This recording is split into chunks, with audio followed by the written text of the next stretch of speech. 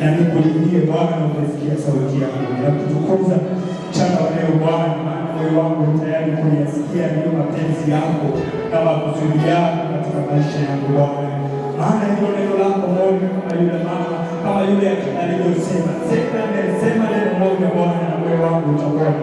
Hata sasa Bwana, kwa neno lako moja katika maisha yangu, katika jamii yangu, katika kazi ya mikono yangu, katika kanisa letu Bwana, katika ushirika wetu Bwana, katika huduma yetu Bwana, sema neno moja ndio yetu na itapona Bwana.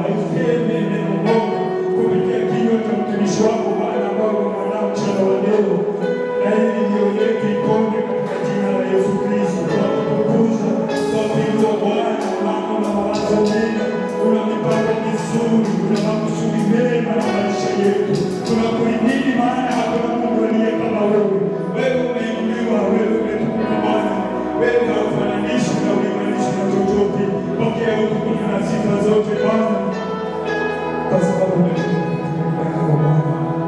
Asante Bwana, wewe ni nani? Wewe ni nani? Asante Bwana, asante Bwana, asante Bwana, maana siku hapo kwa makusudi mabaya, ni kwamba kwa makusudi yako mema, na hata leo tunaenda na mbele yetu katika jina la Yesu. Baba, tunalibariki na kutukuza jina lako. Tunakushukuru maana Bwana umeniandaa na mwanadamu mtumishi wako Bwana, na hii neno na maisha yetu sawa sawa na yale mapenzi yako kwa utukufu wa jina lako. Tunaomba Bwana Roho wako tusaidie kunyenyekea na kusikia yale mapenzi yako Bwana. Tusaidie kuisikia sauti yako Bwana kwa utangazaji yetu na maisha yetu kwa utukufu wa jina lako. Uhimidiwe Bwana kwa ajili ya mtumishi wako. Tunamwombea neema, tunamwombea upako wa Roho Mtakatifu. Tunamwombea kuhudumiwa na wewe Bwana anaposimama katika madhabahu haya na hivyo kuendelea neno lako Bwana. Wacha anene sawa sawa na mapenzi yako. Wacha umpe usemi sawa sawa na neno lako kwa utukufu wa jina lako. Asante maana wewe ni mwaminifu. Nasi tunapoketi Bwana, na ili tusikie hiyo mapenzi yako Bwana, tunaomba neema yako, tunaomba kibali chako, tunaomba kuhudumiwa nawe katika jina la Yesu. Pokea utukufu, pokea sifa, maana wewe ni mwema na wewe ni mwaminifu. Na ni kwa Yesu Kristo uliye Bwana Mwokozi tunaomba kwa mimi. Amen. Sweke kwa yako pamoja na kualika neno lingine na ile tunayorudia. Shakia Bwana, shakia Bwana. Amen.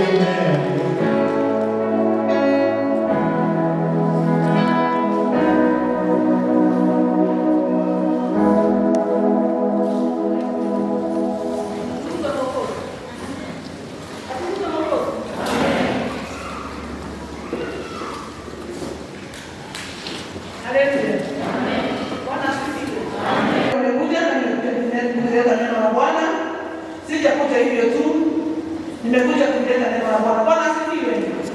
Wapendwa, sijakuja kuleta neno langu, sijakuja kuleta maneno yangu. Nimekuja kuleta neno hili ambalo Bwana ameweka ndani ya moyo wangu. Bwana asifiwe.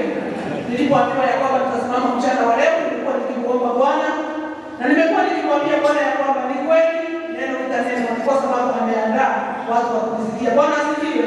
Nami nikasikia kumwambia kwamba anisaidie, aninemeshe na anibariki na anipe neno lake na ili nikaweze kuambia kanisa. Bwana asifiwe. Kwa hivyo nimekuja na neno la Bwana na ili tukaweze kubarikiwa pamoja. Bwana asifiwe. Nimekuja mchana wa leo mpendwa kuambia ya kwamba maombi yanaweza kubadilisha hali. Bwana asifiwe.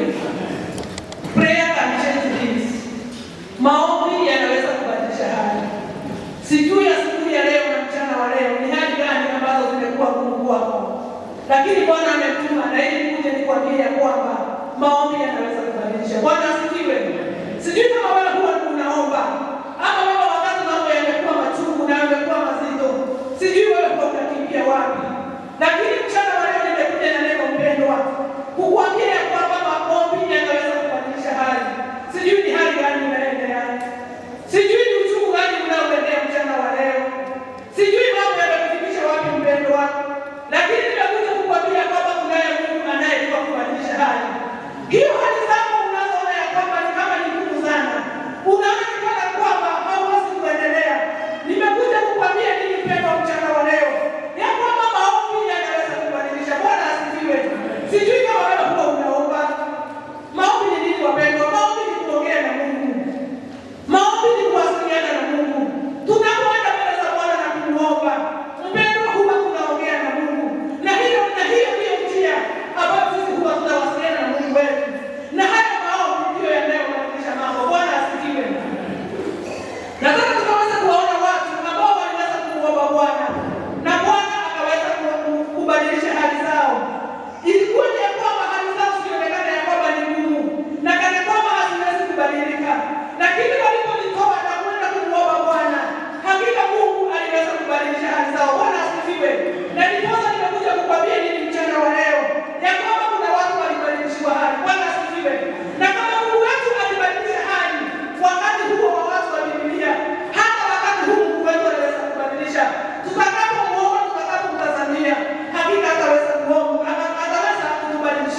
ni kwa sababu aliweza kubadilisha. Bwana asifiwe. Nataka tukaone neno katika kitabu cha 2 Kings, Wafalme wa Pili, tuweze kuona watu waliobadilishiwa hali zao. 2 Kings 20.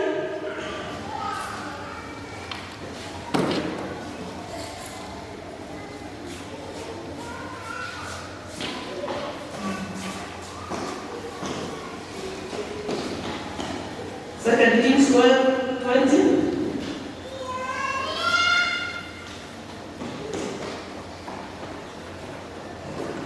Tuweze kuomba pamoja kuanzia hapo 1 mpaka 6. Biblia inasema hivi: siku hizo Hezekia akaugua, akawa katika hatari ya kufa. Isaia nabii mwana wa Amozi akamjia akamwambia, Bwana asema hivi, tengeneza mambo ya nyumba yako, maana utakufa wala hautapona. Basi Hezekia akajigeuza, akaelekeza uso wake ukutani, akamuomba Bwana akasema, nakusihi Bwana, ukumbuke sasa jinsi nilivyokwenda mbele zako katika kweli na kwa moyo mkamilifu, na kutenda yaliyo mema machoni pako. Hezekia akalia sana. Ikawa kabla Isaia hajatoka katika mji na kati, ikawa kabla Isaia hajatoka katika mji na kati, neno la Bwana likamjia akasema, rudi kumwambie Hezekia, mkuu wa watu wangu, Bwana Mungu wa Daudi baba yako asema hivi, nimeyasikia maombi yako na kuyaona machozi yako. Tazama, nitakuponya siku ya 3. Utapanda nyumbani kwa Bwana. Tena nitazidisha siku zako kiasi cha miaka 15. Bwana asifiwe. Huyu ni mfalme ambaye anaitwa Hezekia. Biblia inasema ya kwamba kuna wakati alikuwa mgonjwa sana na akawa katika hali ya kukufa. Na Biblia inasema ya kwamba na Mungu akaweza kumtuma nabii Isaya na ili aje amwambie ya kwamba atengeneze mambo ya nyumba yake. Ni kwa sababu ni kweli ni mgonjwa na hataweza kupona. Bwana asifiwe. Biblia inasema ya kwamba ni Mungu mwenyewe alikuwa ametumana ya kwamba Hezekia aweze kutengeneza mambo ya nyumba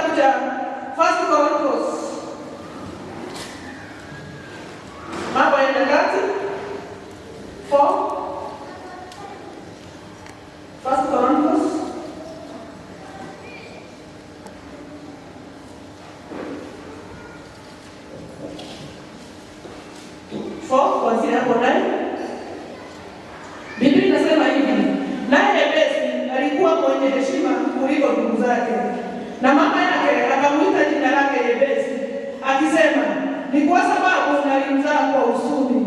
Huyo Yebesi akamlingana Mungu wa Israeli akisema, lau kwamba ungenibariki kweli kweli na kusizidisha ngozi zangu, na mkono wako ungekuwa pamoja nami, nawe ungenilinda na uovu, ili isiwe kwangu huzuni. Naye Mungu akamjalia hayo aliyoomba. Bwana asifiwe. Huyu mtu mwingine ambaye alikuwa anaitwa Yebesi, Biblia inasema ya kwamba mama yake alimuita jina Yebesi ni kwa sababu alimzaa kwa uchungu. Bwana asifiwe. Lakini Biblia inasema ya kwamba wakati Yebesi alijua ya kwamba zile hali ambazo anapitia ni kwa sababu ya lile jina aliloitwa, ya kwamba aliitwa jina hilo ni kwa sababu alizaliwa na kwa uchungu. Biblia inasema ya kwamba naye Yebesi hakuweza kunyamaza. Bwana asifiwe.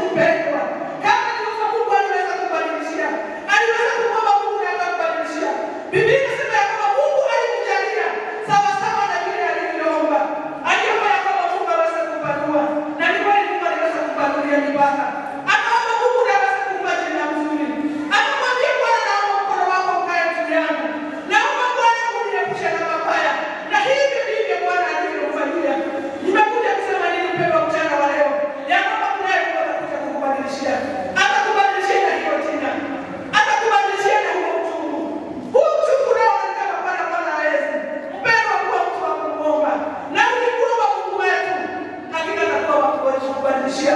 Unaitwa mama aliyebarikiwa, unaitwa mzee aliyepanuliwa, ni kwa sababu kunaye Mungu anayebadilisha. Bwana asifiwe. Nataka tuone mtu mwingine ambaye Mungu aliweza kumkumbuka alipomuomba. Tuone katika kitabu cha 1 Samuel. 1 Samuel hapo 1.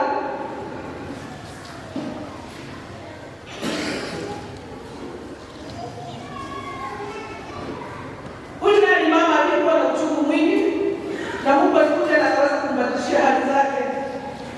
1 Samuel 1 kuanzia 1 mpaka 2. Biblia inasema palikuwa na mtu mmoja wa Rama, Msufi wa nchi ya mlima mlima wa Efraimu. Jina lake aliitwa Elikana mwana wa Yerohamu, mwana wa Elihu, mwana wa Tobu, mwana wa Sufu Mwefraimu. Naye alikuwa na wake wawili. Jina la mmoja aliitwa Hana na jina la wa pili aliitwa Penina. Naye huyo Penina alikuwa na watoto, lakini Hana hakuwa na watoto. Bwana asifiwe. Tusome mstari wa 4 mpaka 6. Hata siku ile ilipofika Elikana alipotoa dhabihu, akampa mkewe Penina sehemu, akawapa na watoto wake wote waume na wake sehemu zao, lakini Hana humpa sehemu mara mbili, maana alimpenda Hana. Ikawa Bwana alikuwa amefunga tumbo lake, ila mwenzake alimchokoza sana na kumsikitisha, kwa sababu Bwana alikuwa amefunga tumbo lake. Tuone mstari mwingine, mstari wa 9 mpaka 10. Ndipo Hana akainuka alipokwisha kula na kunywa huko Shilo, naye Eli kuhani alikuwa akiketi kitini pake penye mlimo wa hekalu la Bwana. Naye huyo mwanamke alikuwa na uchungu rohoni mwake, akamuomba Bwana akalia sana. Bwana asifiwe. Aina bali mnaweza kusoma yote kwa sababu nyama sana. Lakini najua kwamba ni historia mnayoijua vizuri sana ya hawa wanawake wawili, mmoja alikuwa anaitwa Hana na mmoja alikuwa anaitwa Penina. Biblia inasema ya kwamba naye Mungu alikuwa amefunga tumbo la Hana na akaweza kumjalia na mwenzake Penina akaweza kujaliwa na watoto wengi. Lakini Biblia inasema ya kwamba wakati walipokuwa wakienda kutoa dhabihu na wakati Elikana alipokuwa anawazawadia na kuwapa dhabihu zao, Biblia inasema ya kwamba Penina alikuwa anapewa yake na hata watoto wake walikuwa wanapewa. Na Biblia inasema ya kwamba huyu Hana mume wake alikuwa anampea damu, ni kwa sababu kweli alikuwa amempenda sana, ingawa tumbo yake ilikuwa imefungwa.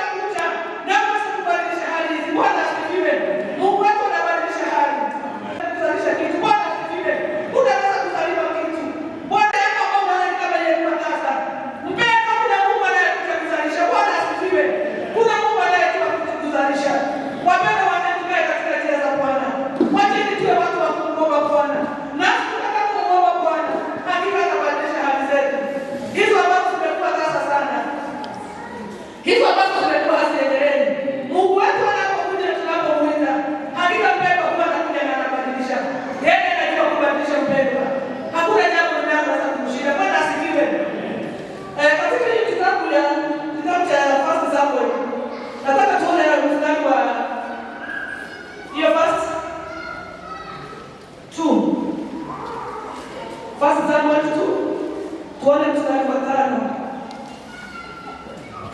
Some mstari wa 5. Biblia inasema hivi, naam, huyu aliyekuwa tasa amezaa watoto 7. Naye aliye na wana wengi amedhoofika. Bwana asifiwe. Biblia inasema ya kwamba huyu mwanamke aliyekuwa tasa aliyehakiwa na mwenzake amepata watoto 7. Bwana asifiwe. Hapa tuambiwa watoto wa Penina walienda wapi? Ni kwa sababu Penina alikuwa na watoto, lakini Biblia haielezei hao watoto walienda wapi. Lakini Biblia inasema ya kwamba wakati Hana alibarikiwa na watoto, aliweza kubarikiwa hata na kuhani. Bwana asifiwe. Maana alibarikiwa na mtoto, na huyu mtoto akawa mtumishi katika nyumba ya Bwana. Bwana asifiwe. Nimekuja kukwambia nini mpendwa mchana wa leo? Ya kwamba kuna Samueli atazaliwa katika maisha yako. Ninakuombea Samueli azaliwe. Na hii Samueli atakapozaliwa mpendwa, atanyamazisha hizo hali. Bwana asifiwe. Hiyo kudharauliwa ambao umedharauliwa, huu uchungu unaoenea mpendwa, Samueli atakapozaliwa katika maisha yako, atanyamazisha hizo hali zote. Bwana asifiwe. Maana wakati Samueli alizaliwa, Penina aliweza kunyamaza. Hatukusikia maneno ya Penina tena. Maana Samueli alizaliwa. Mpendwa, nakuombea mchana wa leo ya kwamba Samueli akaweza kuzaliwa katika maisha yako. Samueli akaweza kuzaliwa ni kwa sababu ya watoto wako. Maana ya Samueli akizaliwa, hakika mambo yote yatabadilishwa. Bwana asifiwe. Penina huyu anayekudhihaki, hizo changamoto ambazo zinakudhihaki, haya mambo ambayo yamekuwa magumu kwako, wakati Samueli atazaliwa, haya mambo yatanyamazishwa. Bwana asifiwe. Naomba mtu akusimamishie hali. Naomba tukamtegemee Mungu na tukamwomba Mungu wetu, na ili aweze kunyamazisha hali zetu. Bwana asifiwe. Wakati Hana alibarikiwa, kuna maneno alisema hapa. Hiyo tu na mstari wa kwanza. Hapo tu mahali tumesoma 1 Samuel 2 kuanzia hapo moja. Biblia inasema hivi, naye Hana akaomba akasema, moyo wangu wamshangilia Bwana, pembe yangu imetukuka katika Bwana, kinywa changu kimepanuka juu ya adui zangu, kwa kuwa naufurahia wokovu wako. Bwana asifiwe. Hana aliweza kurudi mbele za Bwana, akamwambia Bwana, na moyo wangu wa kushangilia ni kwa sababu ya matendo ambayo umemtendea. Akasema ya kwamba na kinywa changu kimeinuka, kimepanuka dhidi ya adui zangu, ni kwa sababu Mungu amenibariki. Nimekuja kukwambia nini mpendwa? Wakati Mungu atakapokubadilishia hali, wakati Mungu atakapokukumbuka, mpendwa, usinyamaze. Sikia kama utamshukuru Bwana kama vile Hana alivyofanya. Bwana asifiwe. Biblia inasema ya kwamba Hana akasema ya kwamba na moyo wangu unamtukuza Bwana, na moyo wangu unamshukuru Bwana, na kinywa changu kimepanuka, ni kwa sababu hakika nimepata ushindi hata dhidi ya maadui zangu. Mpendwa, unakubarikiwa, na utakapobarikiwa mpendwa, usikubali kunyamaza. Sikia kama utamshukuru Bwana. Bwana asifiwe. Mpendwa, usinyamaze. Na kuombea mchana wa leo ya kwamba Mungu akubariki. Akubariki na baraka ambazo zitashikika. Bwana asifiwe. Akubariki na baraka ambazo zitaonekana. Baraka ambazo zitafanya ukaweza kumtukuza Bwana. Na hata watu wengine wakaweza kusema ya kwamba kunaye Mungu anayejua kubariki. Bwana asifiwe. Ukibarikiwa na baraka ambazo utaona, mpendwa, hutakuwa na wakati wa kukuuliza. Utakuwa na wakati wa kumshukuru Bwana pamoja nawe. Bwana asifiwe. Na kuombea Mungu akaweza kukubariki. Akubariki na kitu kinashikika. Bwana asifiwe. Yawezekana unakaa kwa rentals, Mungu akakubariki na nafasi yako ambayo inaonekana na macho mpendwa, na hii unawe na jambo la kumshukuru Bwana. Bwana asifiwe. Yawezekana ndoa yako imeinuliwa, naomba Mungu akusimamishie ndoa, na tunapoiangalia hivi mpendwa, tunamtukuza Bwana pamoja nawe. Bwana asifiwe. Na kuombea Mungu akubariki na baraka za mbinguni ambazo zitafanya maadili wanyamaze. Bwana asifiwe.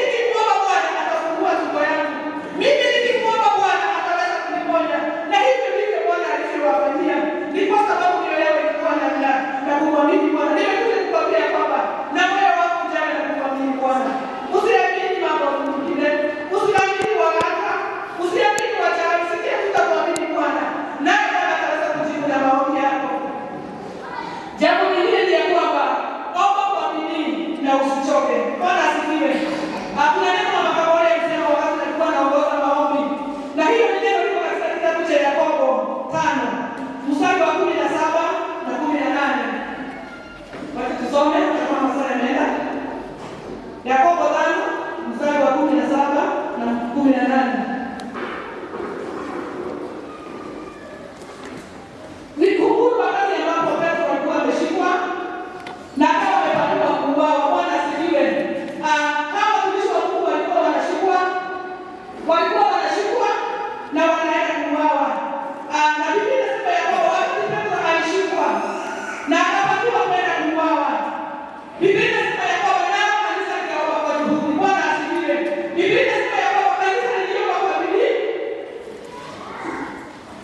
Ni hapo kweli? Ni Acts 5:17. Okay, kitabu cha Biblia inasema Bwana asifiwe. Lakini nilikuwa nasema nini? Ya kwamba wakati Petro alishikwa, Biblia inasema ya kwamba na kanisa likaomba kwa juhudi. Na nilipokuwa nikiomba kwa juhudi na nikaomba kwa bidii sana, Petro hakuweza kuuawa. Bwana asifiwe. Nimekuja kusema nini Petro? Kama Bwana anatajibu maombi yako, ni ya kwamba waweze kumuomba Bwana kwa bidii. Bwana asifiwe. Usichoke. Usichoke mpendwa. Ni kwa sababu wakati mwingine huwa tunachoka. Wakati hali zinainuka, wakati hali zinapokuwa chungu, mpendwa, wakati mwingine huwa tunachoka. Tunasikia kwamba ni kama hatutaweza kuendelea. Nimekuja kukwambia nini mpendwa mchana wa leo? Ya kwamba na ili Mungu aweze kubadilisha hali zako, sikia kwamba utaomba Mungu kwa bidii. Usikie kwamba hautachoka. Usikubali kuchoka mpendwa. Usikubali kuchoka. Sikia kwamba utaomba Mungu kwa bidii. Sikia kwamba utamtafuta Mungu. Ni kwa nini unasikia kwamba ni kama umeelemewa? Unasikia ni kana kwamba umeishiwa na nguvu. Unasikia kwamba unapoomba ndio mambo wewe yanaenda kwa nguvu sana. Wakati mwingine huwa tunaomba na hali zinaendelea kuwa ngumu. Hali zinaendelea kuwa chungu. Unasikia ni kana kwamba unakata tamaa. Lakini nimekuja kukwambia ili Mungu aweze kukujibu maombi yako. Omba kwa bidii. Kazana mpendwa. Sikia kwamba utajitia nguvu. Sikia kwamba hutakubali kuchoka. Sikia kwamba utakuita Mungu siku zote. Sikia kwamba utatafuta jina la Bwana. Sikia kwamba utaomba. Hata wakati huo maombi ni ngumu. Maombi ni magumu mpendwa. Wakati mwingine huo unasikia haisongi. Unasikia hiyo maombi haipiti hapo kwa nyumba bado. Unasikia ni ngumu. Lakini hata wakati huo mpendwa, tia bidii. Bwana asifiwe. Hata wakati huo jitie moyo. Omba tu mpendwa. Na utakapoomba, lazima Mungu atafanya jambo. Bwana asifiwe. Ukiomba Mungu hawezi kukuacha hivyo. Yawezekana hali ni ngumu. Unapoenda mbele za Bwana unasikia kwamba ni kulia tu. Unakosa hata maneno ya kusema. Biblia inasema ya kwamba huyu Hana alikuwa anafika hata nyumbani mwa Bwana. Anajaribu kuomba anashindwa. Na hata midomo yake ilikuwa inatetemeka. Bwana asifiwe. Katika maandiko kusoma haya maandiko, katika hiyo Biblia usome ile chapter zote. Kuna mahali Hana alikosa hata maneno ya kusema. Akawa tu anaongea na midomo yake inatetemeka. Ni kwa sababu ya uchungu uliokuwa ndani ya moyo wake. Lakini hata wakati huo Hana aliomba. Bwana asifiwe. Wakati maneno yalishindwa kutoka, Mungu aliweza kumjibu. Hata mambo yakiwa machungu sana, hata unapojaribu kupenyesha na maombi inakuwa ngumu, hata wakati huo omba. Bwana asifiwe.